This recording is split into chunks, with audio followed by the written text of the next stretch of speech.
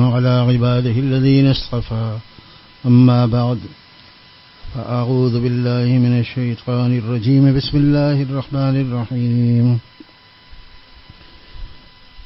قال الله تبارك وتعالى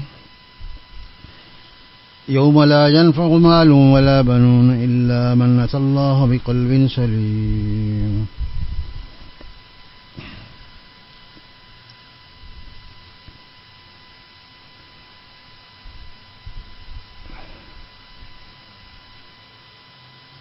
قال رسول الله صلى الله تعالى عليه وسلم المرء على دين خليله فلينظر أحدكم من يخالل.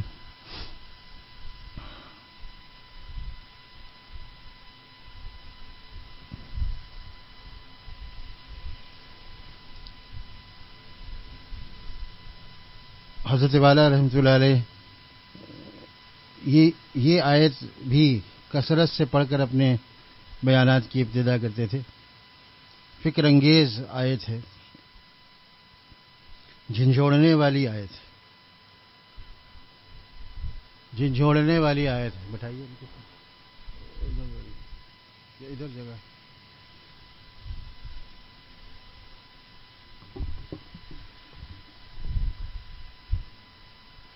ایک دن آنے والا ہے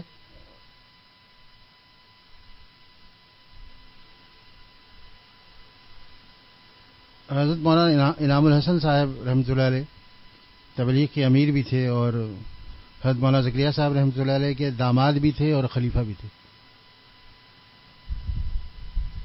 وہ فرماتے تھے ایک دن آنے والا ہے جس کے بعد وہ کل ہے جسے ہم کہتے ہیں کل، ایک کل آنے والا ہے، کل جس کے بعد پرسوں نہیں ہے. وہ ایک ایسا کل ہے جس کے بعد پرسوں نہیں ہے. ہم کہتے ہیں نا آج یہ کر لیں گے، کل کر لیں گے، کل کر لیں گے. وہ قیامت کا دن ایک ایسا کل ہے کہ جس کے بعد پرسوں نہیں ہے. لہذا جو لوگ اس پر ٹالتے رہتے ہیں کل کر لیں گے، کل کر لیں گے، تو اس کا مطلب ہے قیامت کے دن کر لیں گے، کیونکہ گزشتہ کل تو کر نہیں سکتے، وہ تو گزر گیا. مراد آئندہ کل ہے. تو آئندہ کل جو قیامت کے دن کو کہتے ہیں.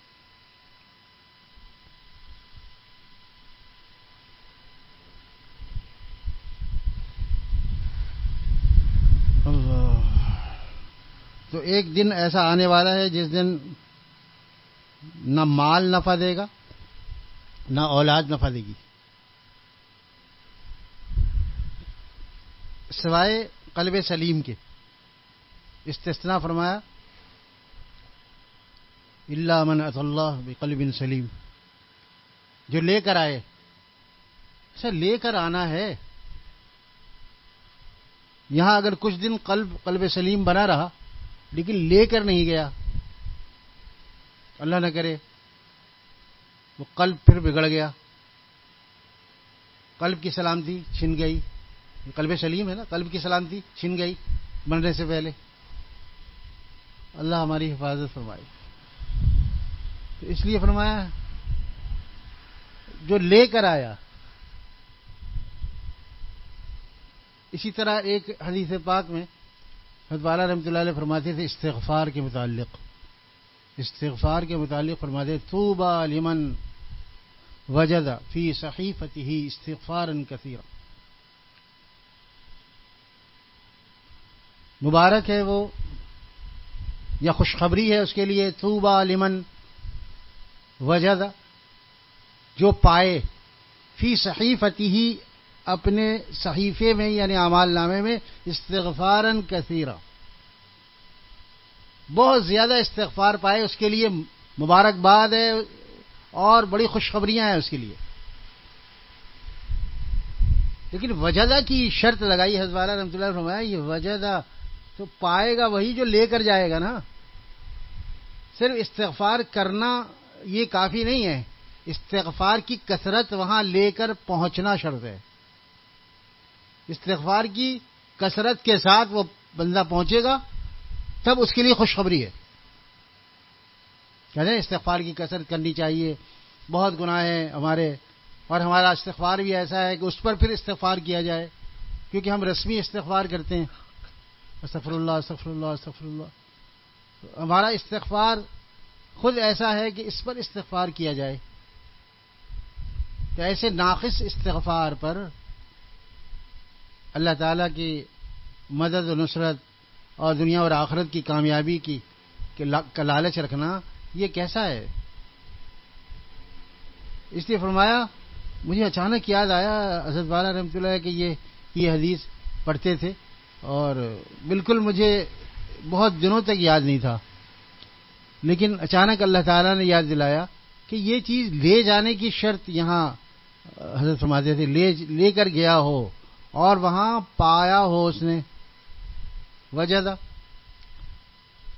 ہی نہیں پایا، ماضی کا صیغہ نہیں، وجدہ،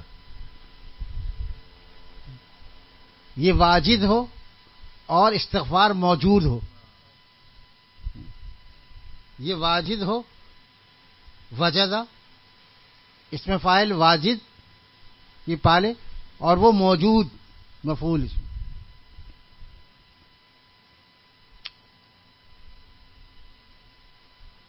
اللہ نصیب فرما دے، اللہ نصیب فرما دے۔ اور استغفار کا مذاق اڑانے والا نہ ہو، استغفار کا مذاق اڑانا اسے کہتے ہیں کہ استغفار کے بھروسے پر گناہ کرنا، توبہ کے بھروسے پر گناہ کرنا، چلو پھر توبہ کر لیں گے، پھر استغفار کر لیں گے، پھر اللہ معافی دینے والا ہے، اللہ غفور الرحیم ہے، یہ سوچ کر استغفار نہ کرے، اس وقت وہ دل سے استغفار کرے، ہاں بعد میں پھر ہو جائے تو پھر ٹھیک ہے، پھر تو ہے استغفار موجود ہے، اللہ تعالیٰ کے ہاں تو بالکل مایوسی نہیں ہے، لا تقنطوا من رحمت اللہ۔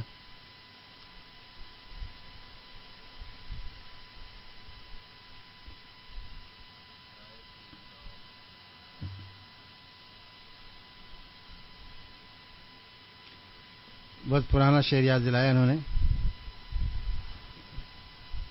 یاد آیا کہ روتا کیوں ہے تجھ پہ اگر یہ دنیا ہنستی ہے، روتا کیوں ہے، روتا کیوں ہے تجھ پہ اگر یہ دنیا ہنستی ہے، تائب تیری توبہ پر خود توبہ ہنستی ہے، تائب تیری، یہاں تو نام میں نے اپنا لگایا نا، لیکن ہر آدمی اپنا نام لگا لے، یہ نہ سمجھے یہ شعر تو چونکہ تائب کا ہے لہذا یہ ساری کیفیت تائب کی ہے، نہیں، ہر کے لیے جب کوئی شاعر شعر کہے اور وہ سمجھو کہ ہمارے لیے مفید ہے تو اپنا نام لگا کے پڑھو۔ روتا کیوں ہے تجھ پہ اگر یہ دنیا ہنستی ہے، روتا کیوں ہے تجھ پہ اگر یہ دنیا ہنستی ہے، تائب تیری توبہ پر خود توبہ ہنستی ہے، تائب تیری توبہ پر خود توبہ ہنستی ہے۔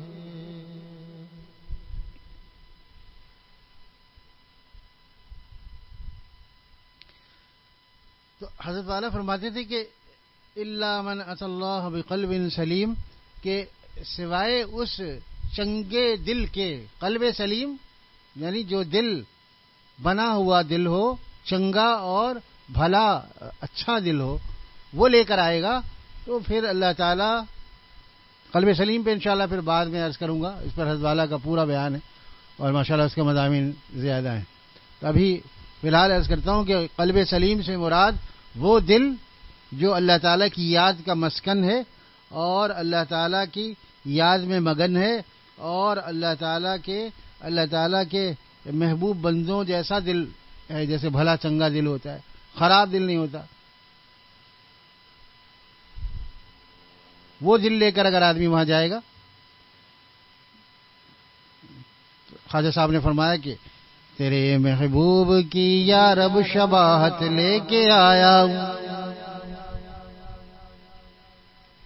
دنیا میں سب سے زیادہ بنا ہوا دل سرکار دو عالم صلی اللہ علیہ وسلم. ان کی پھر پیروی صحابہ نے کی اور صحابہ کی پیروی تابعین نے، تبع تابعین نے اور اولیاء اسلاف نے پیروی کر کے اپنے قلب کو حسین بنایا اور جمیل بنایا اور اچھا اور چنگا دل بنایا.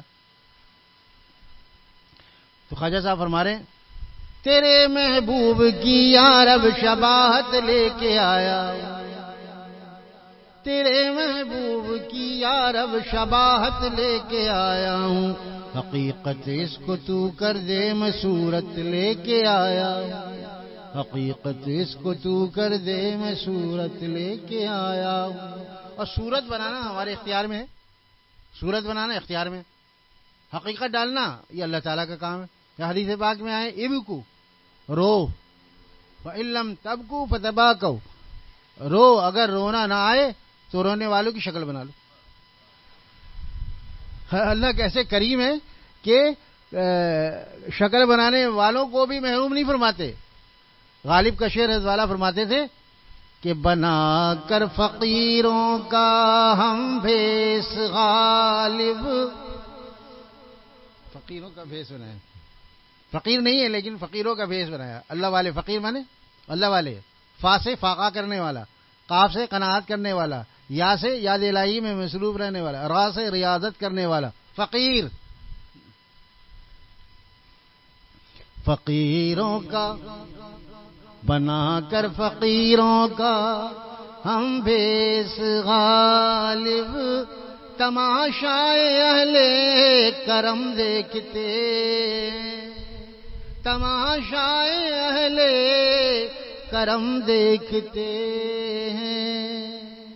بنا کر فقیروں کا ہم بھیس غالب، تماشائے اہل کرم دیکھتے ہیں.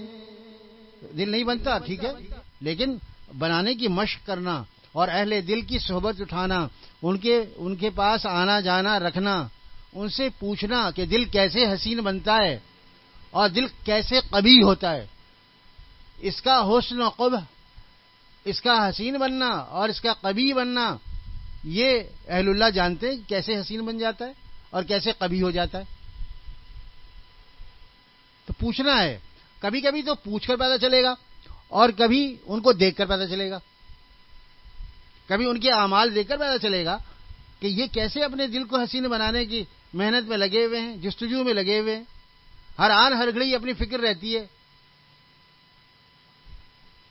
کہیں میرے اس عمل سے اللہ ناراض نہ ہو جائے، کہیں میرے اس سکوت سے، میری اس خاموشی سے اللہ ناراض نہ ہو جائے، کہیں میرے اس بول دینے سے اللہ ناراض نہ ہو جائے. اپنی ہر حرکت و سکون پر نظر رکھتے ہیں.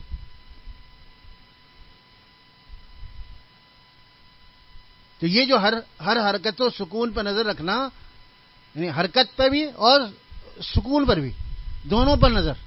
کہیں سکون جائز نہیں ہے، کہیں حرکت جائز نہیں ہے، دونوں پر نظر رکھنا یہ اہل اللہ کے شیوا ہوتا ہے، اللہ والوں کا شیوا ہوتا ہے، اللہ والوں کا طریقہ ہوتا ہے.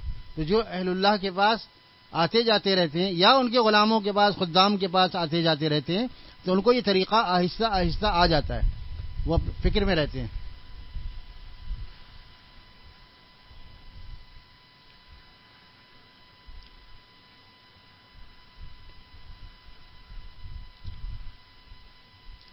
پچھلی دفعہ عرض کیا تھا کہ حدیث پاک میں ہے کہ من تواضع للہ رفعہ اللہ، جو اللہ کے لیے تواضع اختیار کرتا ہے تو اللہ اسے بلندی عطا فرماتے ہیں.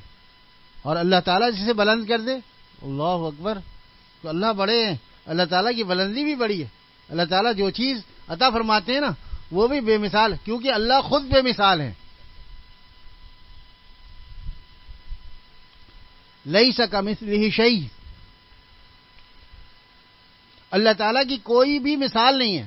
دنیا میں ہر چیز کی مثال مل جاتی ہے، نظیر مل جاتی ہے، لیکن اللہ تعالیٰ کی ذات ایسی ہے کہ اس کی کوئی مثال نہیں ہے، کوئی نظیر نہیں ہے. حضرت والا رحمۃ اللہ فرماتے تھے کہ اگر اللہ تعالی کسی کو خوش رکھنا چاہیں تو اس بندے کو ایسی خوشیاں دیتے ہیں جس خوشی کی کوئی مثال نہیں ہوتی. دل ہی دل میں اندر وہ بندہ خوشیاں لوٹتا رہتا ہے، غم اٹھاتا ہے اور خوش ہوتا ہے. غم اٹھاتے جائیے خوشیاں مناتے جائیے، غم اٹھاتے جائیے خوشیاں مناتے جائیے، مسکراتے جائیے. اور کیا کرتے جائیے بھائی؟ زخم کھاتے جائیے. واہ، مسکراتے جائیے اور زخم کھاتے جائیے. اچھا، زخم کھانے سے پہلے مسکرا رہے ہیں، کبھی غم اٹھا کر مسکرا رہے ہیں.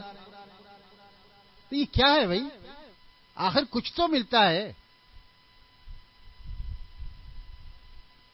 ہمارے حضرت والا رحمۃ اللہ کے ایک مجذوب صفت بزرگ آتے تھے، ان کا واقعہ پہلے بھی میں سنا چکا ہوں. تو وہ ایک دفعہ میں حاضر ہوا حضرت والا کے ہاں، تقریباً وہ کوئی 86-87 کی 1900 پچھلی صدی کی بات ہے.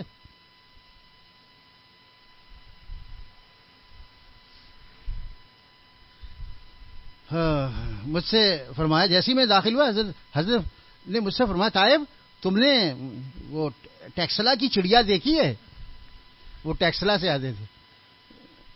ٹیکسلا سے ایک چڑیا درآمد کی ہے میں نے کہا نہیں حضرت میں نے نہیں دیکھی. میں نے کہا شاید کوئی آسٹریلین وہ پرندہ وغیرہ ہوتا ہے نا، طوطا ہوتا ہے. تو حضرت کو پتہ نہیں کیسے شوق ہو گیا کہ حضرت کے بعد اتنا وقت کہاں کہ وہ طوطے پالیں اور لوگوں کو دکھائیں.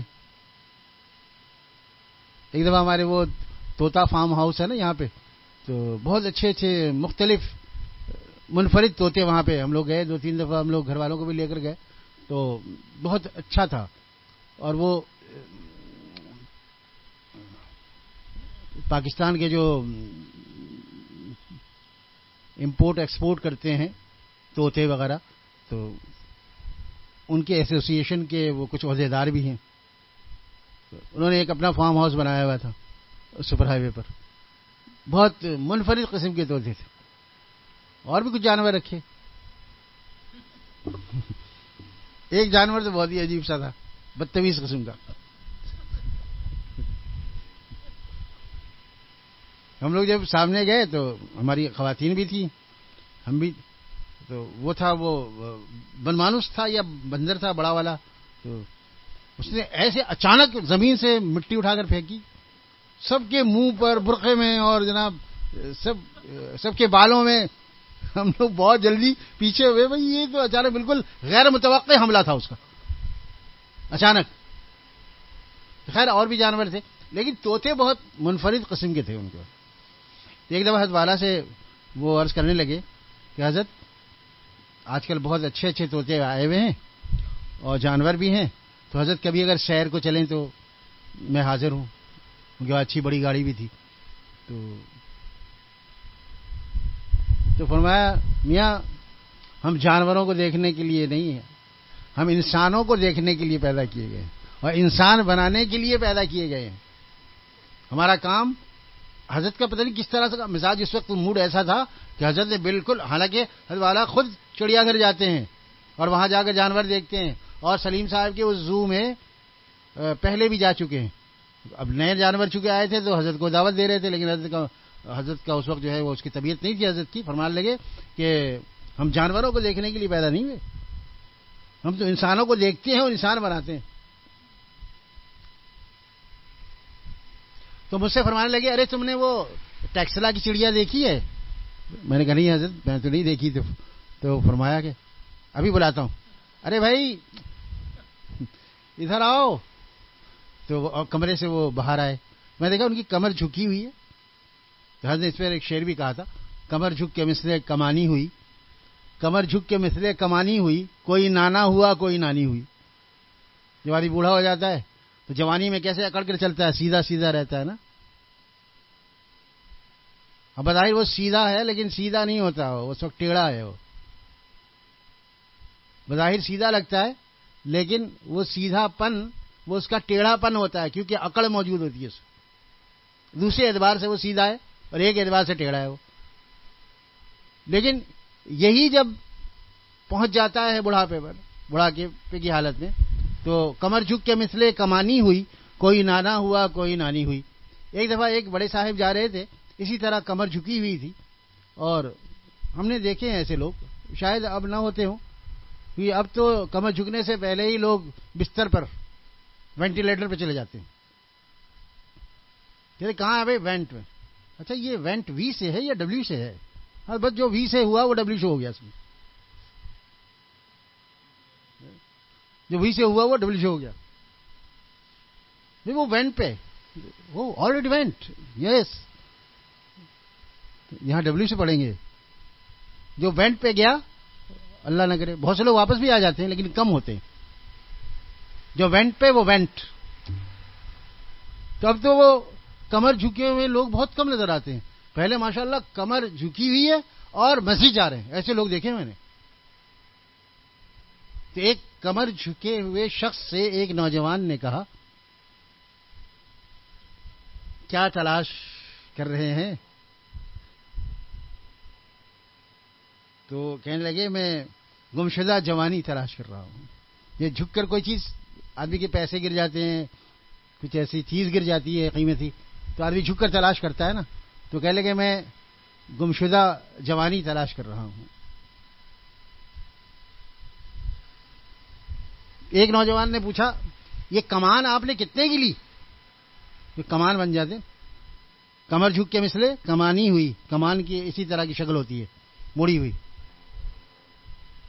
یہ کمان آپ نے کتنے کی لی؟ تو انہوں نے بے ساختہ کہا، جب اس عمر کو پہنچو گے مفت مل جائے گی، جب اس عمر کو پہنچو گے مفت مل جائے گی۔ یار کسی کا مذاق نہیں اڑانا چاہیے، میں نے پہلے پچھلی دفعہ بھی عرض کیا تھا نا، جو لوگ بونے ہوتے ہیں، قد جن کا بہت کم ہوتا ہے یا کوئی اور عیب ہوتا ہے، تو ان کو حقارت سے نہیں دیکھنا، ان کا مذاق نہیں اڑانا۔ یہ مذاق اڑانا گویا سانے تک جاتا ہے، بنانے والے تک جاتا ہے۔ اسی لیے تو اس نے کہا تھا کہ برتن پر ہنس رہے ہو یا کمہار پر ہنس رہے ہو۔ برتن پر ہنسنے والا گویا وہ برتن بنانے والے پر ہنستا ہے۔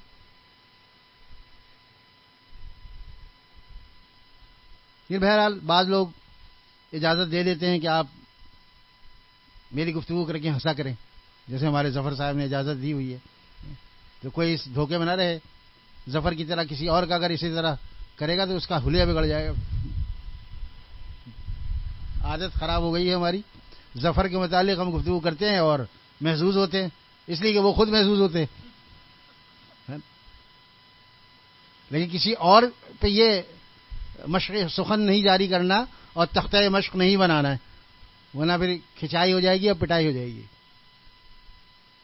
تو وہ بھی ایسے ہی تھے، حکیم امیر علی حکیم تھے، ہندوستان سے تشریف لائے تو یہاں راولپنڈی میں رہتے تھے۔ راولپنڈی کی اونچی نیچی سڑکیں تھیں، سب کچھ لٹ لٹا کر آئے تھے وہاں، تو شروع میں سوچا کیا کریں، تو چلو برف بیچتے ہیں، تو برف بیچنی شروع کی، اور وہ سائیکل پہ برف لادتے اور بیچتے تھے۔ تو چڑھائی پر اترنا پڑتا تھا انہیں، عجیب جگہ ہے، جہاں چڑھائی آتی ہے تو آدمی اتر جاتا ہے وہاں، ہے نا؟ دیکھیے یہ بھی اللہ تعالیٰ کی قدرت ہے۔ اللہ، اترنا پڑتا تھا، پھر انہیں کھینچ کر بہت زور لگا کر، پھر بہت منحنی سے آدمی تھے، بہت ہی دبلے پتلے سے، تو کھینچ کر ایک دفعہ برف ان کے سائیکل میں ہے اور وہ چڑھ رہے ہیں اوپر اور سائیکل کو اوپر چڑھا رہے ہیں، تو فرما رہے ہیں، میں نے اللہ سے کہا، حضرت والا سے عرض کر رہے ہیں، میں نے اللہ سے کہا، یا اللہ آپ نے مجھے انسان بنایا، گدھا تو نہیں بنایا، یہ تو گدھے کا کام ہوتا ہے کھینچنا، سامان کو کھینچنا تو گدھے کا کام، اللہ آپ نے مجھے انسان بنایا تو آپ مجھے انسانوں جیسی روزی دیجیے نا، یہ ایسے کیا؟ بڑے مقبول بندے تھے ویسے، فوراً تھوڑے دنوں بعد ان کی ایسی حالت بدلی کہ ماشاءاللہ وہ پہلے سے حکیم تھے، وہ تو مطب کھول لی وہاں پہ، اور مطب بھی کہاں کھولی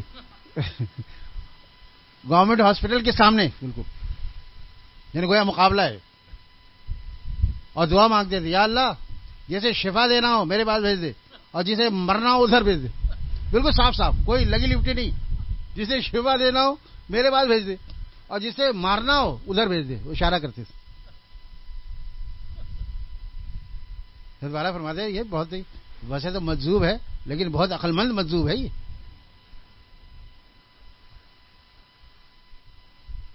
تو جب میں ذرا سا آگے بڑھا تو دیکھا کہ وہ ایک صاحب کمرے سے آ رہے ہیں اور ان کی زبان پر یا رب یا رب یا رب یا رب کر، ارے میاں خاموش رہو، یہ ہمارے دوست آئے ہیں تائب ہیں، یہ ابھی آپ کو اشعار سنائیں گے۔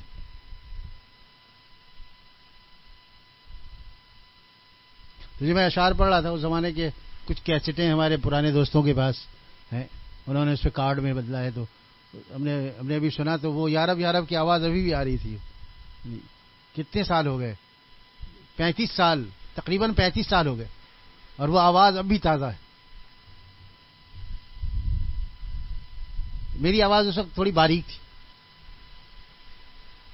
لوگ کہتے ہیں کہ آپ کی آواز اس وقت بچوں جیسی تھی، میں نے کہا ہاں بھائی میں تھا نوجوان اس وقت۔ تو لوگ کہتے ہیں کہ اب جیسے جیسے آپ کی عمر بڑھ رہی ہے تو آواز میں نکھار پیدا ہو رہا ہے، ہم نے کہا اللہ تعالیٰ کی دین ہے، اولڈ از گولڈ۔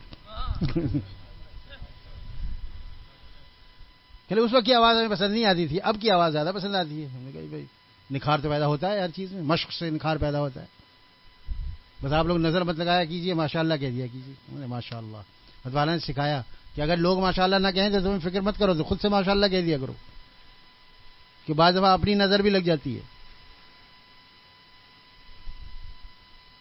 تو حضرت والا نے فرمایا طائب ذرا ان کو اشعار تو سناؤ، آپ نے اس چڑیا کی بولی سن لی نا؟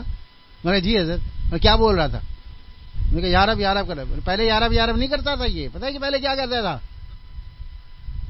پہلے یہ چڑیا تھی نا وہ کیا کہتی تھی سنو، پہلے یہ کہتی تھی اوئی میں مر گیا، اوئی میں مر گیا۔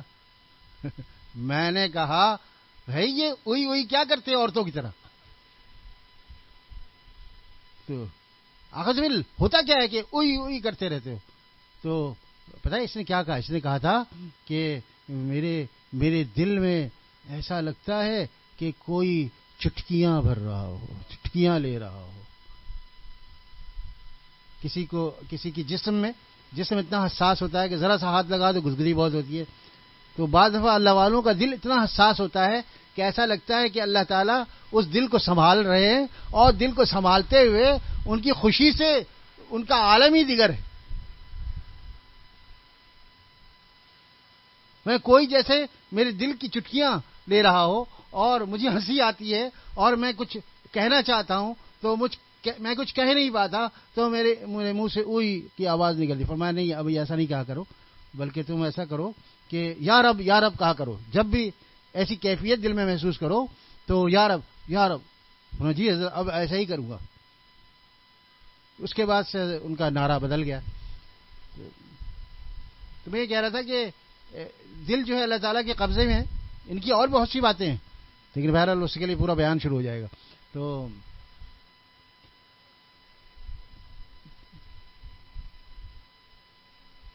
تو دل اللہ تعالیٰ کے قبضے میں، بلکہ فرمایا کہ 2 انگلیوں کے درمیان ہے، اس لیے بتاؤ مقلب القلوب یا مقلب القلوب ثبت قلبی علی دینک، اے دلوں کے پھیرنے والے، تقلب ہے اس میں، دل کے اندر تقلب ہے، یعنی یہ الٹ پلٹ ہوتا رہتا ہے، کبھی ادھر کبھی ادھر، کبھی ادھر کبھی ادھر۔ ذرا سی اگر اللہ تعالیٰ کا خوف پیدا ہوا تو فوراً توبہ کر لی اور ایک دم گناہوں پہ نظر کی اور کہا بھائی توبہ کرنا ہے مجھے، اب یہ گناہ نہیں کرنا، ٹھیک ہے، اور ذرا سا ڈھیلا چھوڑا اپنے آپ کو، فوراً پھر گناہ کی طرف مائل۔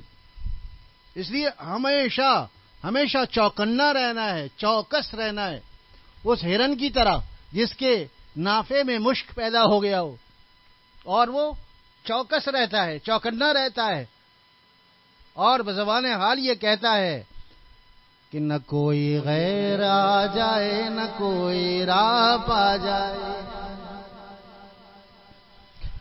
نہ کوئی غیر آ جائے نہ کوئی راہ پا جائے، حریم دل کا احمد ہر دم اپنے پاس باں رہنا، حریم دل کا احمد ہر دم اپنے پاس باں رہنا۔ کیونکہ وہ ہرن جانتا ہے کہ ابھی اگر میں سو جاؤں تو میرے نافے میں، میری ناف میں جو مشک پیدا کر دیا ہے اللہ تعالیٰ نے، یہ شکاری آئے گا اور میرے پیٹ کو چاک کر کے وہ دولت لے جائے گا، لہذا مجھے غافل نہیں رہنا۔ اسی طرح جو اہل دل ہوتے ہیں، دل کی طرف توجہ رکھتے ہیں، تو وہ ہر آن ہر گھڑی اپنی نگرانی رکھتے ہیں اور چوکنا رہتے ہیں، اور بزبان حال یہ کہتے ہیں نہ کوئی غیر آ جائے نہ کوئی راہ پا جائے، نہ کوئی غیر آ جائے نہ کوئی راہ پا جائے، حریم دل کا احمد ہر دم اپنے پاس باں رہنا۔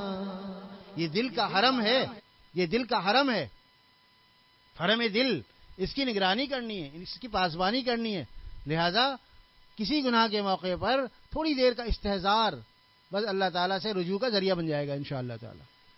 کوئی کسی گناہ کا خیال پیدا ہو تو خواجہ صاحب نے مشورہ دیا، خواجہ صاحب فرما رہے ہیں طبیعت کی رو زور پر ہے تو رک، واہ، طبیعت کی رو مانے بہاؤ، طبیعت کی رو زور پر ہے تو رک، وگرنہ یہ سر سے گزر جائے گی،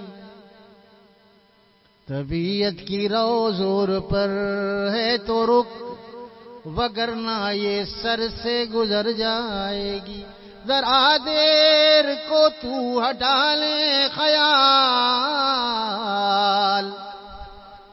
ذرا دیر کو تو ہٹا لے خیال، ذرا دیر کو تو ہٹا لے خیال، یہ ندی چڑھی ہے اتر جائے گی، یہ ندی چڑھی ہے اتر جائے۔ اللہ تعالیٰ خواجہ صاحب کی قبر کو نور سے بھر دے، کروڑوں رحمتیں نازل فرمائے، ایک ایک شعر میں اللہ تعالیٰ کی معرفت و محبت اور اصلاح نفس کے ایسے عجیب و غریب نسخے عطا ہے کہ جس کا ہم شکر نہیں ادا کر سکتے۔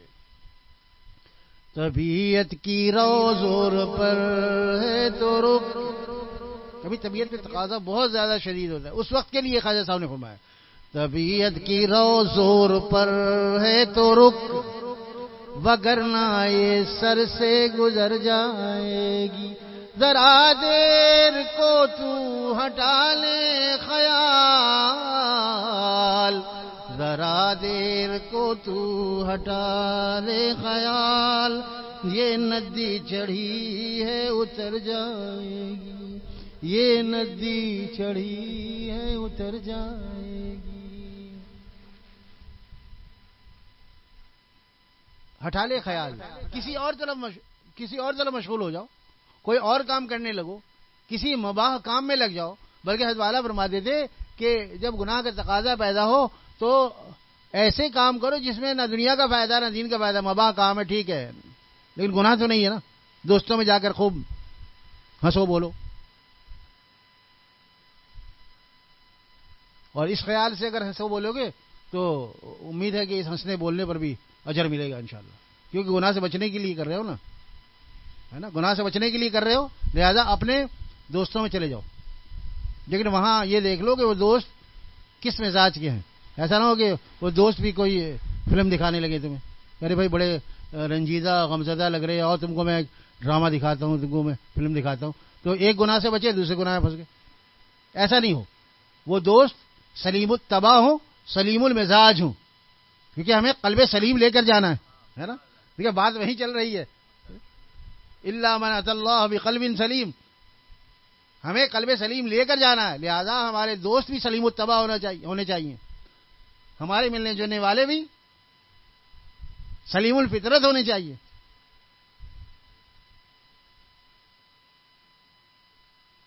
سلیم کو تو بہت یہ دعا مانگنی چاہیے، اللہ میرا نام آپ نے سلیم رکھوایا ہے تو میرے قلب کو بھی سلیم بنا دے، آمین۔ حضرت میں دعا کرتا ہوں آپ کے لیے خاص کر اور ہم سب کے لیے عموماً، جو سلیم ہیں، پہلے سے سلیم ہیں، وہ اگر سلیم الطبع نہ بنے، وہ اگر سلیم الفطرت نہ بنے، پھر اللہ تعالیٰ اس سے تو زیادہ پوچھیں گے. تو تمہارا نام ہی ہم نے سلیم، تمہارا تو بار بار استحضار ہونا چاہیے تھا کہ میں سلیم ہوں. میری طبیعت میں سلامتی کیوں نہیں ہے؟ میری فکر میں سلامتی کیوں نہیں ہے؟ میری سوچ میں سلامتی کیوں نہیں ہے؟ ہم سب سے پوچھا جائے گا. ان کے لیے تو ایک اضافی چیز ہو گئی کیونکہ اللہ تعالیٰ کی طرف سے مدد ہے کہ سلیم نام ہے، بار بار خیال ہے کہ اللہ تعالیٰ کے یہاں ہمیں قلب سلیم لے کر جانا ہے. اور قلب سلیم اسی کا ہوتا ہے جو اللہ تعالیٰ کو ناراض نہیں کرتا، راضی رکھتا ہے اور اپنی نگرانی کرتا ہے. قلب سلیم کی الگ تفسیر ہے، وہ انشاءاللہ بعد میں عرض کروں گا. تو ذرا دیر کو تو ہٹا لے خیال، یہ ندی چڑھی ہے اتر جائے گی. دوستوں کے پاس چلے جاؤ، کوئی اپنا کام کرنے لگو. میں نے حضرت والا سے ایک دفعہ عرض کیا کہ حضرت مجھے جب کوئی ایسا خیال آتا ہے تو میں کوئی اپنے اشعار دیکھنا شروع کر دیتا ہوں، اس میں کوئی اصلاح کی بات ہوتی ہے تو اس کو کرنا شروع کر دیتا ہوں. تو وہاں کوئی حرج نہیں، اس کو کون سا گناہ ہے؟ تمہارے اشعار کون سے ایسے ہوتے ہیں؟ ٹھیک ہے، تم اشعار دیکھنا شروع کر دو، تم بزرگوں کی کتابیں پڑھنا شروع کر دو. اور فرض کرو کوئی کتاب سمجھ میں نہیں آ رہی تو یہ پوچھنے کی بات ہے. ہاں، ہر آدمی مجھ سے پوچھے کہ کون سی کتاب پڑھوں. حضرت والا نے فرمایا تھا اگر تمہیں شکاریات کا شوق ہے اور کوئی شکاری اپنا واقعہ بیان کر رہا ہے، حالانکہ شکاری چھوڑو بہت ہوتے ہیں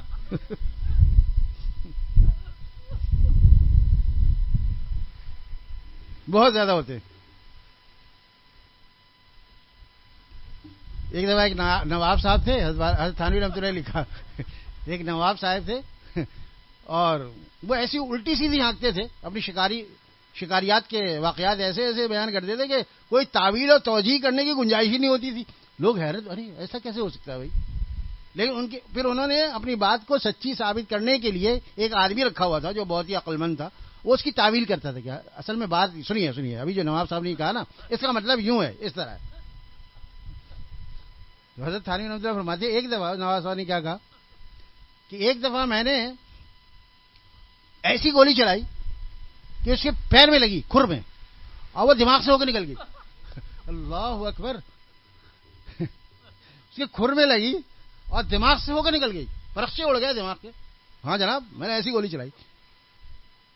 سب لوگ آپس میں ایک دوسرے کو دیکھنے لگے، یہ کیسی گولی تھی؟ یہ تو لگتا ہے گولی دے رہا ہے.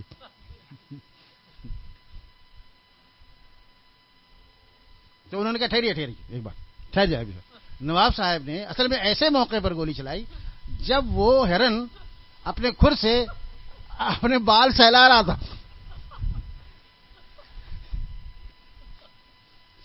اس کے بعد، اس واقعے کے بعد اس آدمی نے استعفیٰ دے دیا کہ بھئی آپ ایسی باتیں کرتے ہیں کہ اب اس کے بعد اگر آپ نے کوئی بات کی نا تو میں اس کی کوئی تعویل پیش نہیں کر سکتا، سارے لوگ مذاق اڑائیں گے، آپ کا بھی میرا بھی، لہذا آج سے میں استعفیٰ دیتا ہوں. حالانکہ اسی کی تنخواہ لیتا تھا وہ، لیکن اب اس نے سوچا کہ یہ تو بہت ہی ہوائی بات کرتا ہے یہ، تو اس کو تو میں ثابت نہیں کر سکوں گا، باتیں پتہ نہیں کیا سے کیا بول جائے. ابھی تو اللہ نے یہ جواب سجھا دیا کہ وہ خود سے اپنے بال سے، تو ظاہر ہے وہ دونوں کو اکٹھے گولی لگ گئی. لیکن یہ کیسے ممکن ہے کہ پیر میں گولی لگی اور سر سے نکل گئی؟ وہ جانور ایسے کھڑا ہے، وہ زمین کی طرف اس کا پیر ہے اور سر اوپر ہے. تو بعض دفعہ بعض اللہ والے شکاریات پڑھنے کی بھی اجازت دے دیتے ہیں، کیونکہ اس میں تو بھئی وہ جو ضرور برگردن راوی ہے نا، جو روایت کر رہا ہے، وہ جھوٹ تو اس کے کندھے پر ہے، اس کے سر پر ہے. ٹھیک ہے، ہم تو اپنا وقت پاس کرنے کے لیے، اپنے ذوق کی تکمیل کے لیے اور تسکین کے لیے اور شکار کے واقعات پڑھ رہے ہیں. تو اس میں اور ایسی چیزیں ہوتی نہیں ہیں. انہیں آپ اگر ناول پڑھیں اور دوسری ایسی چیزیں پڑھیں، میں تو تاریخی ناول پڑھنے سے ہی منع کرتا ہوں، خواتین کو بھی اور مردوں کو بھی. اس کے اندر بھی ایسے حسن و عشق کے قصے ڈال دیتے ہیں، بہت مشہور ناول نگار ہیں، لیکن بغیر اس کے تو کام بنتا ہی نہیں ہے. اگر رنگینی پیدا نہیں کی کسی عورت کی ذکر کی وجہ سے، کسی لڑکی کی وجہ سے، تو وہ گویا ناول بیکار ہے. حالانکہ کہنے کو تاریخی ناول، اس میں بڑے بڑے اسلامی سپہ سالاروں کے کارنامے بھی ہیں اور بڑی بڑی فتح کی خبریں بھی ہیں، لیکن اس نے بھی بیچ میں ڈالا ہوا ہے.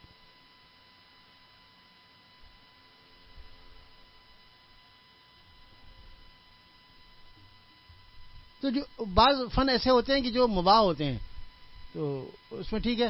اچھا حضرت میں ایک صاحب نے پوچھا حضرت میں وہ کرکٹ کھیلتا ہوں تو میں کرکٹ کھیل لیا کروں تھوڑی دیر دوستوں کے ساتھ. تو فرمایا کہ اس میں پینٹ آدھی پینٹ تھے یا پوری پینٹ. دیکھیے حضرت کتنا ہی پتہ نہیں ایسے لوگ دنیا میں ہیں. یعنی کرکٹ اور ہاکی کا جو یونیفارم ہوتا ہے جو پہناوا ہوتا ہے اس سے بھی یہ لوگ واقف نہیں ہیں. اتنے سادہ ہوتے ہیں لیکن واہ بعض صحابہ ایسے تھے کہ جن کو 100 تک گنتی نہیں آتی تھی. روایت میں اتنے سادہ تھے. یا اللہ کیسے لوگ تھے لیکن کیا کامیابی لے کر گئے ہیں. دنیا میں بھی فاتح قرار پائے اور آخرت میں ہمیشہ ہمیشہ کی زندگی. روایت میں آتا 100 تک کی گنتی نہیں آتی تھی. کہنے کو ہم کہیں گے نا یہ تو جاہل ہے. انا للہ و انا. اللہ تعالیٰ میرے اس لفظ کو معاف فرما دے. ہم اگر کہہ سکتے ہیں ہم آج کے لوگ یہی کہتے ہیں. غیر پڑھے لکھے تھے لیکن جاہل نہیں تھے. ان میں فرق ہے. غیر پڑھے لکھے میں اور جاہل میں فرق ہے. گنتی نہیں آتی. اللہ ایک ہے نا, ایک کو جانتا ہے. بس ایک کو جاننا کافی ہے. اس کے لیے 2 کو جاننا ضروری نہیں ہے. اس کے لیے 3 کا جاننا ضروری نہیں ہے. عیسائیوں کی طرح 3 کے چکر میں نہیں رہتے, نہ مشرکین کی طرح 2 کے چکر میں رہتے ہیں. وحدانیت کا سبق پڑھتے ہیں اور اسی پر رہتے ہیں. مرتے دم تک ایک کو یاد رکھتے ہیں. ٹھیک ہے 10 تک گنتی نہیں آتی کوئی بات نہیں. 40 تک گنتی نہیں آتی کوئی بات نہیں. ہمارے بعض عزیزوں میں ایک عزیزہ تھی ہماری, ان کو بالکل گنتی نہیں آتی تھی. ویسے تو وہ اردو پڑھ لکھ لیتی تھی لیکن گنتی کے معاملے میں بالکل نہ سمجھ اور کچھ نہیں آتا. وہ دوسروں کو اپنی بیٹی کو دے دیتی کہ یہ پیسے گن کر مجھے دے دو. کتنے ہیں بھئی اس میں؟ اچھا کیسے گنتی ہیں؟ 10 ہے نا 10, اس میں 10 اور جمع کریں اور پھر اور 10. اچھا اور 10, اچھا پھر اور 10. تو پھر کتنا ہو گیا بیٹا, کتنا ہو گیا, پھر کتنا ہو گیا بھائی یہ 40 ہو گیا نا. ارے مجھے کیا پتا 40 کیا ہوتا ہے. انا للہ پڑھنے کا نہیں ہے, یہ الحمدللہ کہنے کا موقع ہے. ہاں 10 پھر 10 پھر 10 پھر 10 پھر کیا تسی 10.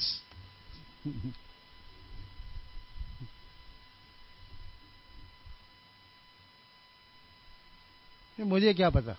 حضرت والا ابھی دور کی بات ہے. حضرت والا رحمۃ اللہ علیہ کی جو اہلیہ محترمہ تھی پیرانی صاحبہ, حضرت والا سے عمر میں 10 سال بڑی تھی. اور حضرت والا نے خود فرمایا, لہذا ہمیں کیا پتا, حضرت والا نے خود فرمایا کہ بس لوگ کہتے تھے کہ کیسے شادی ہو گئی. میں نے کہا اللہ تعالیٰ کی طرف سے ہوئی. جوڑے آسمان پر بنتے ہیں لیکن اللہ تعالیٰ نے بس ایسی نیک اور صالح خاتون عطا فرمائی کہ دنیا تو جانتی نہیں تھی. ایک دفعہ کچھ معذور خواتین کی وجہ سے صوفہ لے کر آ گئے مولانا معزز صاحب نام لگا تو فرمانے لگی ارے یہ کیا لے آئے, آج ہمارے گھر میں دنیا آ گئی. اللہ اکبر. صوفے کے آنے کو دنیا کے آنے سے تعبیر کر رہی ہیں. آج دنیا نے گھر دیکھ لیا, اب کیا ہوگا. بمشکل 3 جوڑے رکھتی, جیسے چوتھا جوڑا ہوتا چوتھا وہ پہلے والا وہ کسی کو دے دیتی, خیرات کر دیتی, صدقہ کر دیتی. 3 جوڑے سے زیادہ ان کے پاس کپڑے نہیں ہوتے. یہ ابھی کی بات ہے, ابھی تو ہمارے سامنے ہی انتقال ہوا تھا حضرت سے کچھ پہلے. تدفین میں اور نماز جنازہ میں حضرت مولانا یوسف الزائی صاحب رحمۃ اللہ علیہ اور دیگر بڑے اکابر بھی وہاں تشریف لائے تھے. اللہ کتنا وقت ہو گئی. تو ایک دفعہ حضرت مولانا فرمانے لگے میں نے اماں جان کو کہیں, ہاں یہاں رکھو, کہیں لے کر گیا تھا واپسی پر. ٹھیک ہے, واپسی پر میں لے کر آیا اور گھر کے پاس اتار دیا. میں نے کہا امی آپ ادھر گھر چلے جائیے. بس 1-2 دروازے کا ذرا فرق تھا. ناظم آباد میں جب رہتے تھے تو برابر میں حضرت مفتی رشید احمد صاحب رحمۃ اللہ کا مدرسہ ہے اور برابر میں گھر تھا حضرت کا پہلے, بالکل برابر میں. جو گھر حضرت مولانا عبدالغنی پھولپوری رحمۃ اللہ علیہ کا تھا. تو حضرت نے فرمایا، مولانا فرما رہے تھے کہ میں نے اماں جان کو ویسے اتارا کہ میں ذرا گاڑی کو لگا کر کوئی راستہ، کیونکہ گلیاں پتلی پتلی ہیں تو جگہ وہاں تھی نہیں، تو میں ذرا گاڑی آگے لگا کر آ جاتا ہوں، آپ اسی دوران گھر چلے جائیے.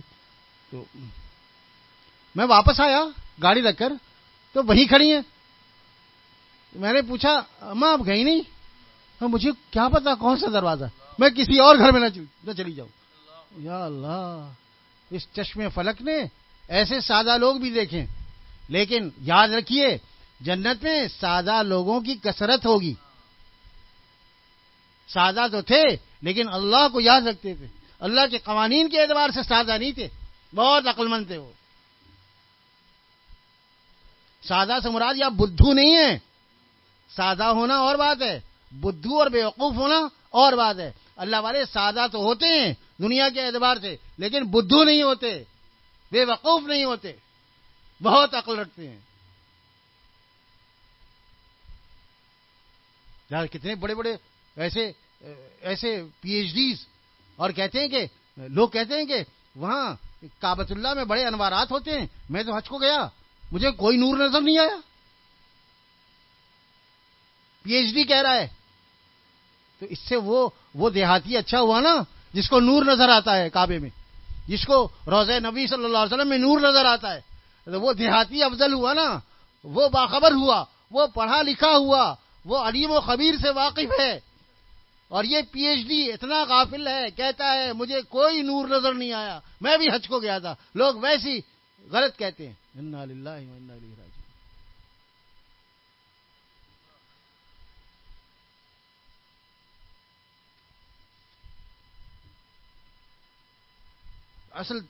اصل معاملہ دل کا ہے. دل صحیح ہے، اعضاء صحیح ہے. الا وہی القلب، خبردار ہو جاؤ بس. اگر یہ درست ہو گیا تو سارے اعضاء درست ہو گئے. یہ غلط ہو گیا، اس میں فساد آ گیا تو سارے اعضاء میں فساد ہے. اسی لیے اللہ والے دل پر محنت کرتے ہیں، اور دل کو دل بنانے کے لیے کتنے مجاہدات کرواتے ہیں، کیسی تگ و دو کرواتے ہیں، اور کیسے اس بندے کو بظاہر تنگی سے اور مشکلات سے گزارتے ہیں. یہ کر لو، وہ کرو، ایسا نہ کرو، یوں کرو. آج تو بہت ہی آسانی ہے. یہ پہلے کے بزرگوں کے واقعات بیان کر رہا ہوں، پہلے کے بزرگوں کا طریقہ ہے. اب تو کچھ بھی نہیں ہے. اب تو بس آنا جانا رکھو، پھر صرف گناہ نہ کرو، بس اللہ والے بن جاؤ گے انشاءاللہ تعالی. پہلے بھی یہی تھا، لیکن پہلے کے حالات اور تھے، اب کے حالات اور ہیں. پہلے اتنے مواقع نہیں تھے، گناہ کے مواقع اتنے زیادہ نہیں تھے. اب اتنے زیادہ مواقع ہیں کہ ذرا سی دیر کی محنت ہے، اللہ تعالیٰ بہت کچھ عطا فرماتے ہیں. حضرت خواجہ صاحب نے ایک دفعہ پوچھا تھا، حضرت پہلے بھی اللہ وہی تھے، اب بھی اللہ وہی ہیں؟ فرمایا ہاں بالکل صحیح. تو فرمایا کہ پہلے لوگوں کو بڑے مجاہدات کے بعد اللہ ملتے تھے، اور اب بہت کم مجاہدہ کرنا پڑتا، اللہ مل جاتے. فرمایا بھائی پہلے لینے والے زیادہ تھے، رحمت اتنی تھی، لینے والے زیادہ تھے. اب لینے والے کم ہو گئے، رحمت اتنی ہے تو جلدی مل جاتی ہے.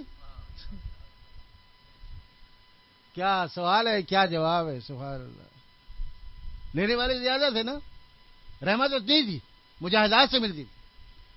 رحمت اب بھی اتنی ہے، لینے والے کم ہو گئے، مانگنے والے کم ہو گئے، لہذا کم محنت پر اللہ تعالیٰ اتنی ہی دے دیتے ہیں، جلدی سے دے دیتے ہیں. اور یہ بھی دیکھتے ہیں نا کمزور ہے، اگر اس کو یہاں سے نہیں ملے گا پھر یہ بھاگ جائے گا. یہ